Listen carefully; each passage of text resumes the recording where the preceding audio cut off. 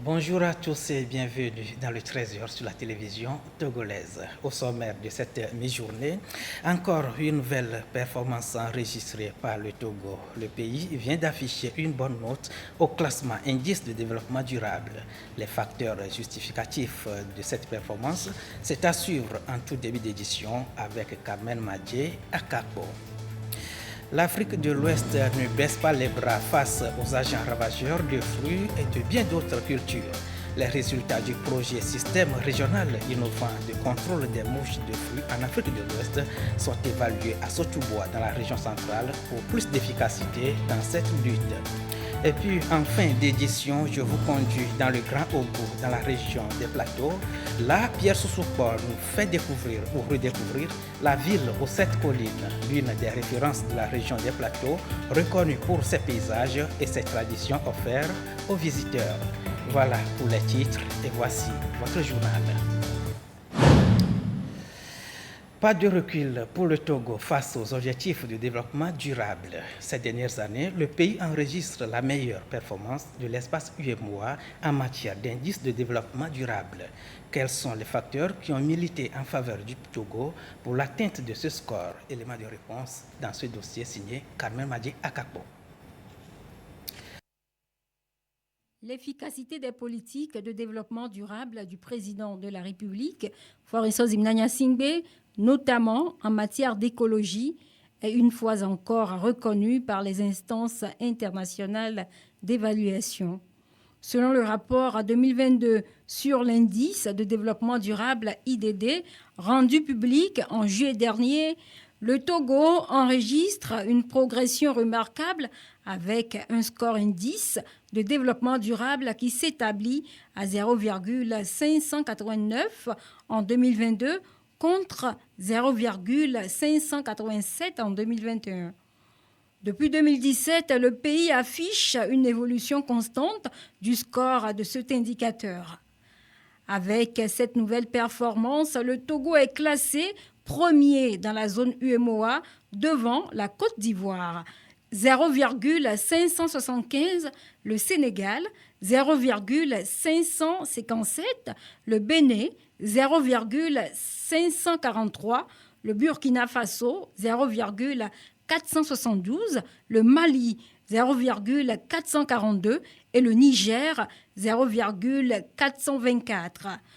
Le Togo fait partie des 4 pays de la CEDEAO les plus engagés dans la gouvernance écologique, à savoir le Cap-Vert, 0,711, le Ghana, 0,648 et le Nigeria, 0,589. Au plan mondial, 163 pays ont été évalués. Le Togo s'est surtout montré performant dans la réduction des émissions de CO2 estimées à 0,51 tonnes par habitant et de l'empreinte matérielle évaluée à 2,57 tonnes par habitant.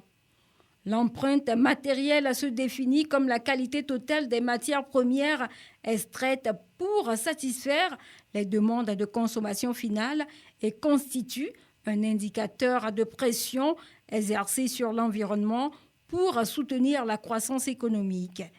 L'indice de développement durable IDD mesure l'efficacité écologique du développement humain en reconnaissant que le développement doit être réalisé dans les limites de la planète. Selon les critères d'évaluation, les pays qui atteignent un indice de développement humain IDH relativement élevé, espérance de vie, nombre d'années de scolarisation attendues, durée moyenne de scolarisation et revenu national brut par habitant, tout en restant dans les limites planétaires ou à proximité de celles-ci, arrive en tête. Cet indice est classé de 0 à 1. Les efforts continus du président de la République, Faure Gnassingbé, pour la promotion des énergies renouvelables sont des initiatives concrètes qui illustrent l'engagement du Togo en matière de protection de l'environnement. Le Togo est l'un des tout premiers pays africains à manifester sa volonté de participer à la lutte mondiale contre le réchauffement climatique.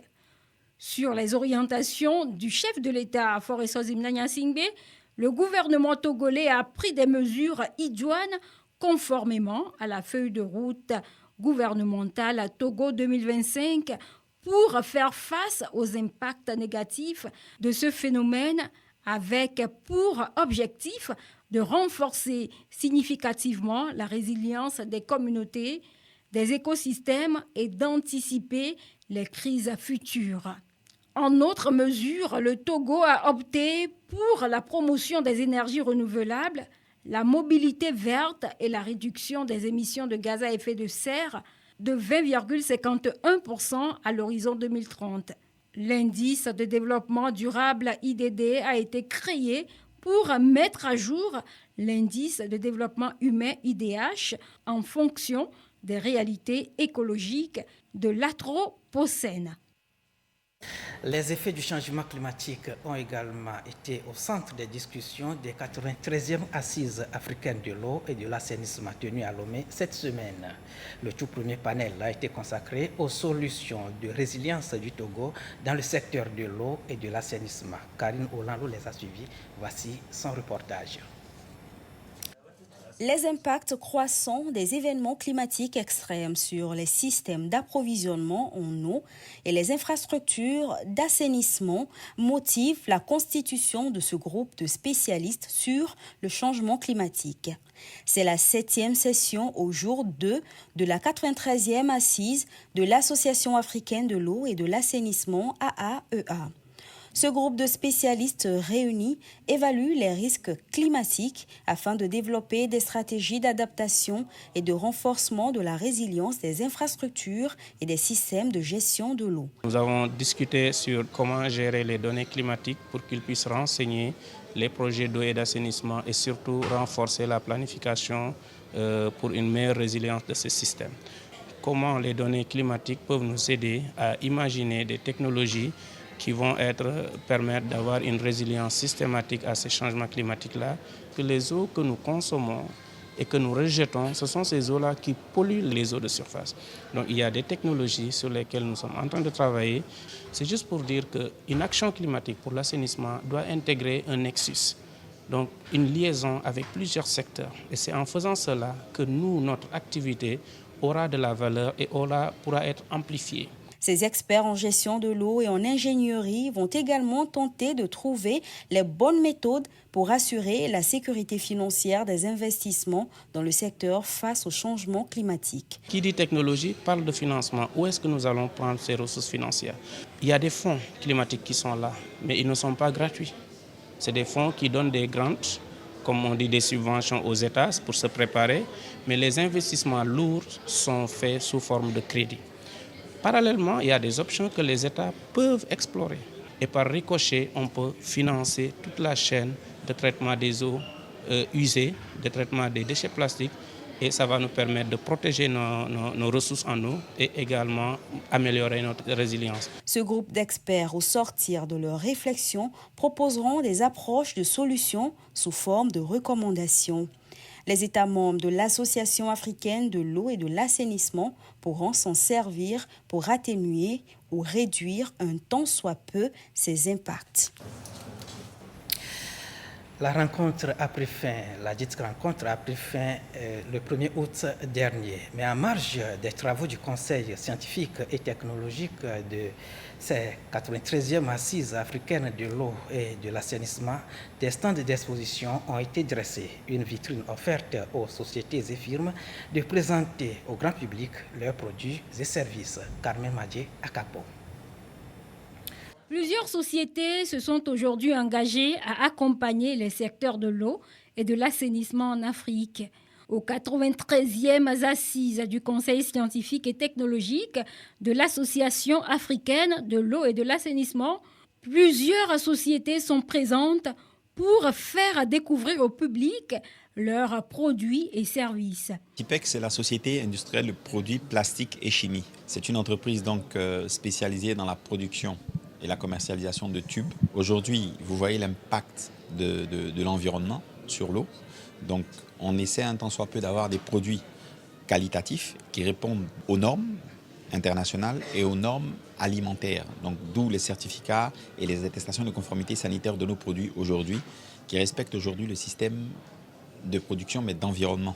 La société Interplace, nous sommes fabricants des tuyaux en plastique, des tuyaux en PVC et des tuyaux en PHD. Nous sommes une société qui est affiliée à l'AEA, donc partout où ils vont, nous les accompagnons. Nous sommes présents aujourd'hui sur Lomé pour une fois de plus montrer notre savoir-faire à la T2 et aux autres entreprises qui participent à cet événement et leur accompagner en leur apportant les solutions complètes sur leurs projets en termes d'eau potable, en termes d'assainissement. Plus d'une dizaine de stands sont dressés. Parmi eux, trône celui de la Togolaise des eaux TDE. Nous y sommes avec notre projet clé phare aujourd'hui qui est le compteur après paiement. Ce compteur qui permettra à chaque abonné de maîtriser leur budget de consommation. Et vous avez la possibilité de l'avoir comme on obtient un branchement ordinaire et en allant dans une agence et en remplissant les conditions. Et l'avantage, c'est que là, vous aurez acheté des crédits directement, soit par la poste, soit par T-Money pour le moment. Et vous avez un code que vous allez charger directement via une commande. Une approche résiliente nécessite des investissements dans des technologies robustes et adaptatives comme les systèmes de gestion intégrés des ressources en eau.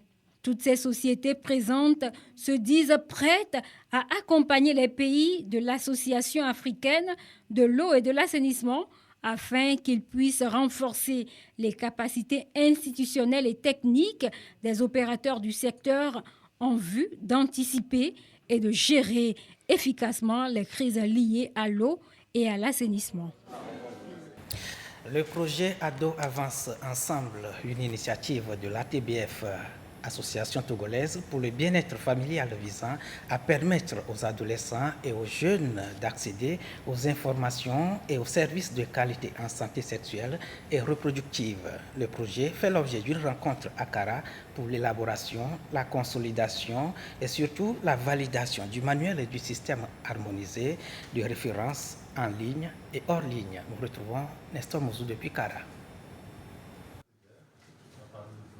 Le projet Ado Avance Ensemble de l'Association togolaise pour le bien-être familial ATBF au cœur de cette rencontre à Kara. Ado Avance Ensemble a été conçu grâce au soutien financier de l'Union européenne dans le souci de permettre aux adolescents et aux jeunes vulnérables d'exercer leurs droits en matière de santé sexuelle et reproductive.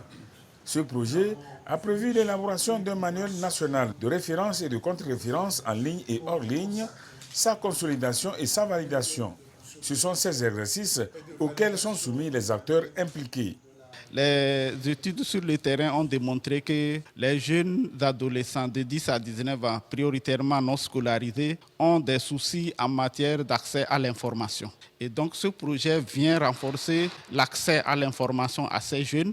L'atelier était scindé en 3 étapes, réunir un certain nombre d'acteurs techniques pour l'élaboration du draft 0, du guide élargi avec la présence des directeurs régionaux de santé et les directeurs préfectoraux pour encore valider. Après la deuxième étape de validation, on s'est retrouvé pour la validation avec l'ensemble de tous les acteurs. L'aspect technique du document a été assuré par le ministère en charge de la Santé avec le choix des techniciens considérés comme personnes ressources. La toute prochaine étape, c'est que le document sera mis en forme. Il va être partagé à toutes les instances, à tous les acteurs et il aura probablement, ça c'est notre souhait, qu'on puisse encore le soumettre aux autres partenaires qui n'étaient pas présents, aux autres acteurs qui n'étaient pas présents, pour qu'ils puissent aussi contribuer à apporter leur appréciation, afin qu'on puisse avoir un document qu'on va appeler national et qui va faire l'approbation, l'assentiment et l'acceptation de tous les acteurs sur le terrain. Le projet Ado Avance Ensemble est mis en œuvre depuis décembre 2022. Bassar, Dangpen, Oti et Oti Sud sont les districts sanitaires dans lesquels il est exécuté. Ce projet d'envergure sous-régionale touche aussi la Côte d'Ivoire, le Cameroun, le Burkina Faso et le Bénin. L'année dernière, le ministre de l'Administration territoriale, de la décentralisation et du développement des territoires a commandité une étude d'impact sur la gratuité de l'enregistrement des naissances au Togo. À l'issue des travaux, un rapport a été élaboré et vient d'être soumis aux différents acteurs pour validation. La rencontre s'est tenue à Thiévié dans la préfecture de Zio. Reportage de Serge Tastom et commentaire Sandra Aziabé. L'enregistrement et la délivrance de l'acte de naissance au Togo sont rendus gratuits depuis décembre 2021. Cette mesure prise par le chef de l'État est rentrée dans sa phase d'exécution en janvier 2022. Un an après, le ministère de l'Administration territoriale, de la décentralisation et du développement des territoires a commandité une étude d'impact afin de relever les acquis et manquements dans la chaîne de sa mise en œuvre. L'étude étant terminée, un rapport est élaboré et fait objet de validation à cette rencontre des différents acteurs. C'est l'ensemble des acteurs nationaux qui sont impliqués dans l'enregistrement et la délivrance des actes de naissance qui sont réunis ici en même temps avec nos partenaires techniques pour étudier ce rapport du consultant dans l'objectif de l'adopter et de voir réellement les recommandations en vue des impacts durables puissent être formulées à la fin. La mesure du chef de l'État rendant gratuit l'enregistrement et la délivrance d'actes de naissance répond au besoin de permettre à tout nouveau-né de disposer d'un acte de naissance. Cette décision vise également la modernisation du système d'état civil au Togo. Au sortir de cette rencontre, les différents acteurs seront édifiés sur les impacts réels de cette mesure présidentielle et sur de nouvelles dispositions à mettre en place afin que le processus puisse suivre son cours au profit de la population togolaise. L'Organisation internationale de la francophonie OIF soutient l'initiative. La journée d'information des députés du parti UNIR, Union pour la République, se poursuit dans les différentes localités. Dans la commune d'Agouenivé 1, les échanges ont porté sur les évolutions découlant de la nouvelle constitution et sa mise en œuvre des prescriptions du régime parlementaire. D'autres sujets de développement ont été également abordés. Gisèle Kouzouna. Un accueil chaleureux réservé aux parlementaires du parti UNIR à Agouenivé 1. Les populations se réjouissent de cette tournée des parlementaires entamée depuis un moment. Après avoir exposé les évolutions découlant de la nouvelle constitution et l'avantage du régime parlementaire, l'assistance a échangé avec les députés sur plusieurs sujets d'intérêt commun. Santé, hygiène, assainissement, éducation et bien d'autres. J'ai eu à poser la question de savoir la 5e République, qu'est-ce que ça apporte à la jeunesse. Ils m'ont expliqué que depuis, on a toujours dépensé de l'argent pour faire des élections présidentielles, mais c'est l'occasion aujourd'hui pour la jeunesse de bénéficier des avantages qui faisaient qu'on dépensait de l'argent inutilement pour les élections présidentielles. Là, maintenant, on pouvait avoir les moyens là pour créer des centres d'écoute pour la jeunesse, des centres d'orientation pour la jeunesse et des centres qui permettent aux jeunes de s'informer sur le développement et sur les projets du gouvernement. La question que toute la jeunesse se pose ou la population se pose, on a eu des réponses. Dans les années à venir, on aimerait que ça soit comme ça.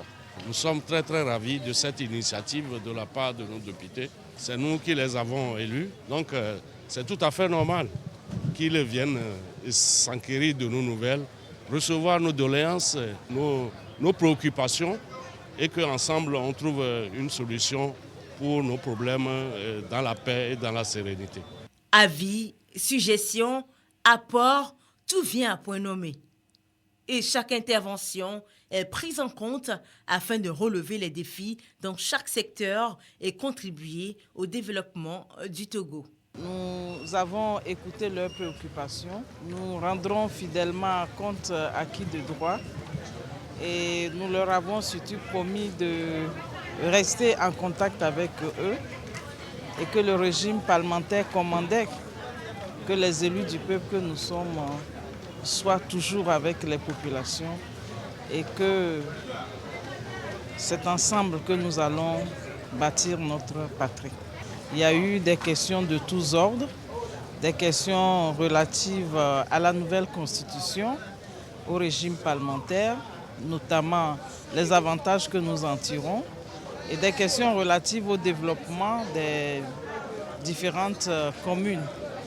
Et nous avons donné des réponses et nous espérons que ces réponses soient retournées à la base pour que les populations comprennent ce que nous faisons et que surtout les populations sachent que nous sommes à leur disposition.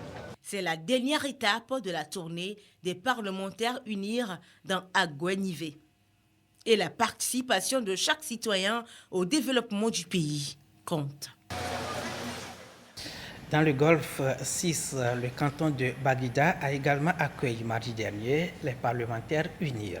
Au menu, la nouvelle constitution de la 5e République et ses implications, de même que ce qui se fait pour leur mise en œuvre. On retrouve là Isaka Aruna. Les parlementaires du parti Union pour la République UNIR Grand Lomé face aux populations du canton de Baguida.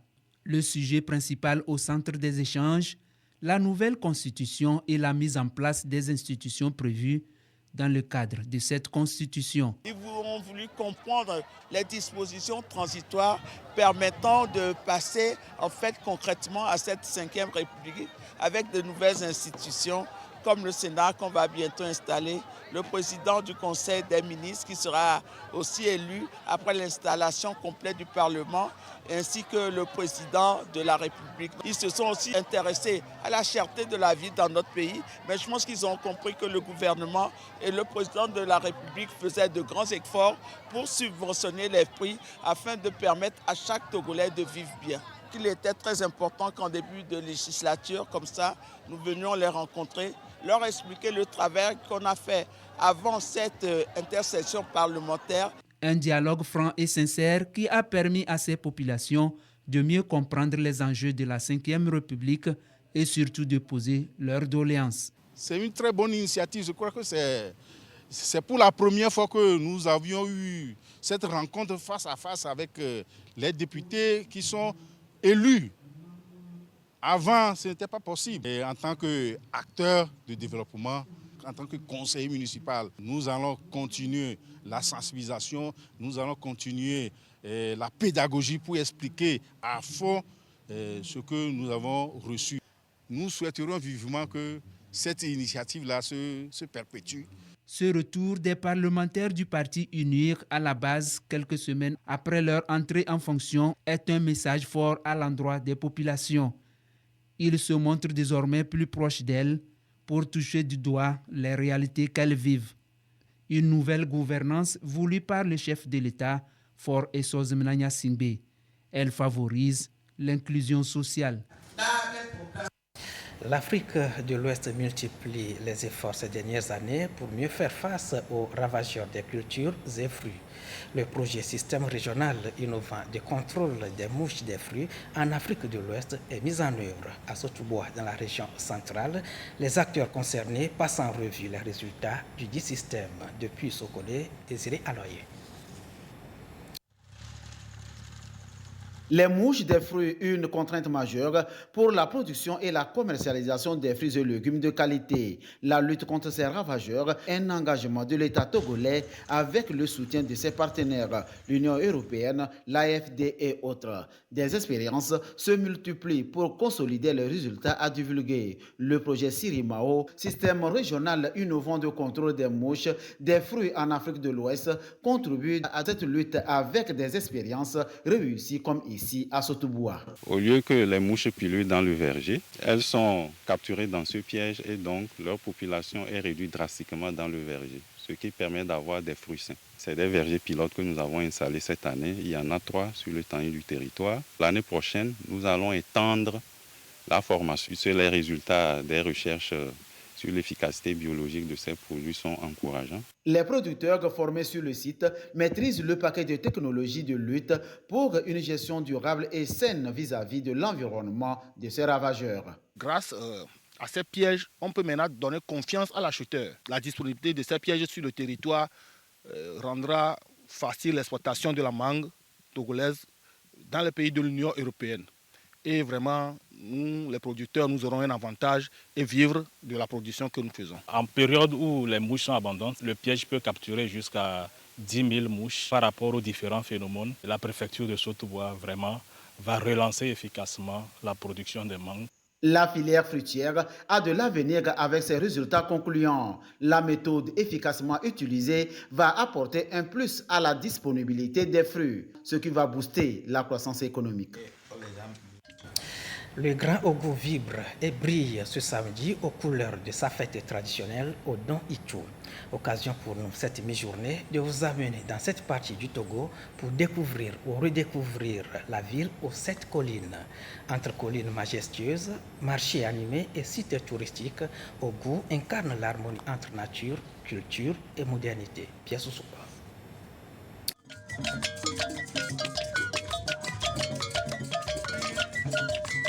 Ogo, une préfecture nichée entre monts et collines, un véritable joyau géographique de la région des Plateaux. La ville aux 7 collines, comme on l'appelle, se distingue par ses paysages à couper le souffle. Imaginez-vous grimpant ces collines au lever du soleil, profitant d'une brise fraîche tout en admirant la vue panoramique spectaculaire qui s'étend à perte de vue. Perché à une altitude de 600 mètres, l'Ogo offre un spectacle naturel époustouflant. Les bureaux de la préfecture de l'Ogo, situés dans un bâtiment colonial restauré, sont le symbole de l'administration et de la gouvernance locale. Le bâtiment, avec ses façades élégantes et ses jardins bien entretenus, reflète l'importance administrative de la région. C'est ici que se prennent les décisions importantes qui façonnent l'avenir de la préfecture. La mairie de l'Ogo 1 est un autre édifice emblématique de la région qui incarne l'administration locale au service des citoyens. Au nom de la loi, je vous déclare unis dans les liens de mariage.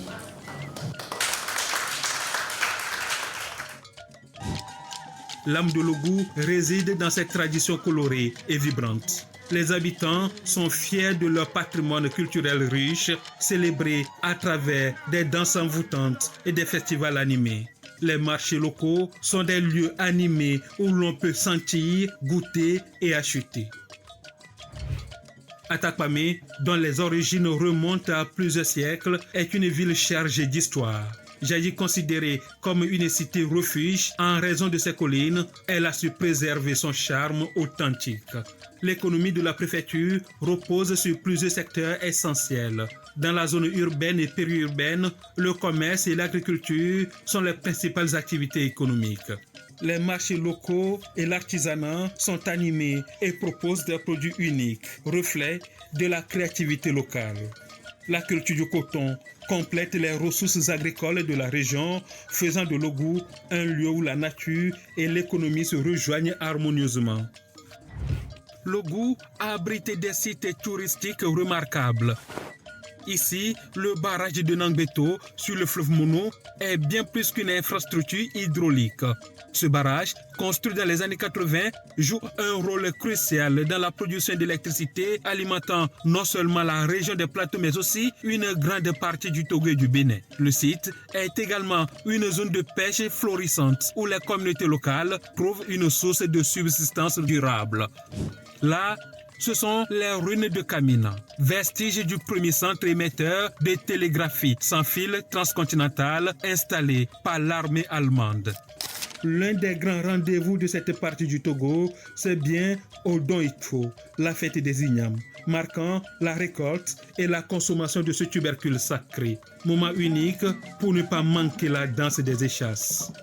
Au cœur de l'Ogo se trouve le carrefour d'Agonou, un véritable centre névralgique à l'allure d'un centre commercial dynamique.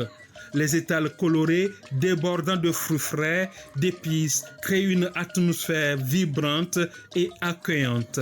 C'est un lieu où l'on peut ressentir l'énergie de la ville et faire des emplettes dans une ambiance authentique. À quelques pas de là se dresse la majestueuse cathédrale d'Atakpamé, un édifice imposant qui raconte l'histoire spirituelle de la région dans une atmosphère de sérénité et de recueillement. Dans le Grand Togo, les terrains de foot sont des lieux où des jeunes se rassemblent pour s'entraîner, rivaliser et surtout rêver.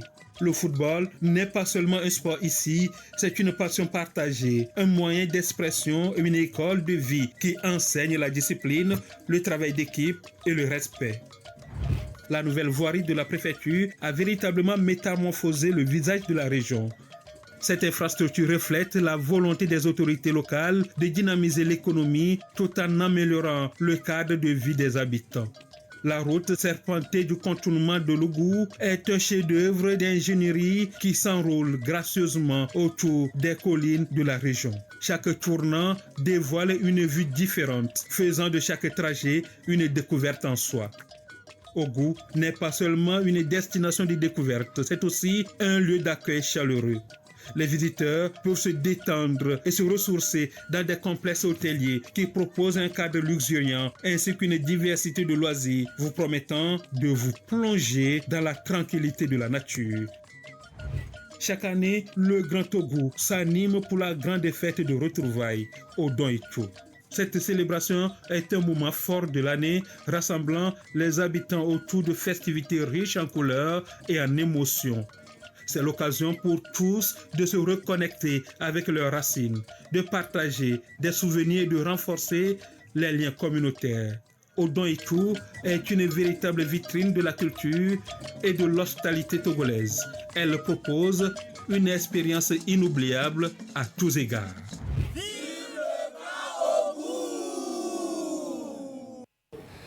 Merci Pierre. À présent, les résultats. L'Autosam, tirage numéro 371 du 3 août 2024. 81, 26, 16, 27, 60. Je reprends. 81, 26, 16, 27, 60. Ainsi se referme cette édition. Merci à vous qui l'avez suivi. Bel après-midi à tous. Nos programmes se poursuivent sur la première.